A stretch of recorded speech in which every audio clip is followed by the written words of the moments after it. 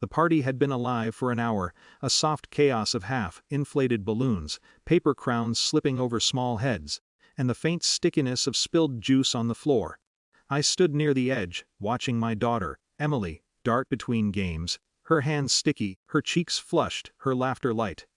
The adults clustered around the edges, sipping coffee, exchanging polite nods, avoiding too much eye contact. I saw it before anyone else did. The way my mother-in-law, Marjorie, lingered near the dessert table. She held a tiny cupcake, white icing barely covering the top, while the other children received generous slices of the birthday cake. "Some kids need to earn their treats," she said softly, almost conversationally. Not a harsh tone, but sharp enough to slice into the room's warmth. Emily froze. Her little hands clutched the cupcake wrapper as her eyes fell to the floor. I felt a tug in my chest, something taut and fragile, like the thin string of a balloon about to snap. Around me, parents whispered, but the words didn't matter. The weight of that statement lingered heavier than the music or the chatter. My husband seemed oblivious, chatting with a friend, leaving Marjorie's authority unchallenged. I caught myself remembering my own childhood, the quiet punishments, the comparisons, the invisible ledger of who deserved what. I knew that look Emily wore. It was the same look I'd had when praised in one room and ignored in another, when love felt conditional, measured. I wanted to kneel beside her, lift her chin, whisper that it was nonsense, that she had nothing to earn from anyone, but I stayed rooted, hands folded, waiting. Time stretched. A bubble of silence seemed to press on the room. Other children began to squirm, sensing tension they couldn't name. Marjorie smiled faintly, pleased with herself, as if the moment proved some hidden truth. I could feel the tug of war between restraint and reaction pulling me thin. Then the shift came quietly. Great-grandmother Eleanor, my husband's grandmother, moved with deliberate slowness.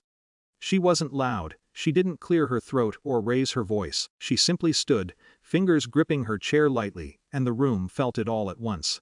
Conversations faltered. Eyes turned, even Marjorie's smile tightened imperceptibly. Eleanor's voice was calm, but it carried an unmistakable authority. "Emily deserves the same slice as everyone else," she said. No admonishment, no lecture, just a statement that felt like law.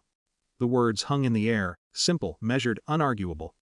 I watched Marjorie's expression shift, tiny lines of surprise, hesitation, a flicker of doubt. Power, once quietly hers, now belonged to Eleanor. The room adjusted. Emily's hands relaxed, the cupcake barely clutched now, her eyes lifting slowly toward hers. Relief mixed with the confusion of understanding a shift had occurred, subtle but undeniable. I exhaled a little. Not triumph, not gloating, but the soft release of tension. I realized then that restraint could sometimes hold more weight than confrontation, that watching, waiting, and letting the right moment arrive could be its own kind of authority. As the party resumed, Emily's laughter returned, small and cautious. The crumbs on the floor were unnoticed, the sticky fingers still present, but the invisible scales had tilted. Marjorie remained seated, her composure intact yet subtly diminished. I felt my own pulse slow, recognizing the quiet dignity restored, the authority now balanced, yet nothing declared. I thought about family, about loyalty, about the unspoken hierarchies we all navigate. Some battles, I realized, do not need a loud winner. Sometimes power shifts quietly, imperceptibly, and the consequences echo in subtle, enduring ways. Emily took her cake slice, eyes still bright with a cautious wonder.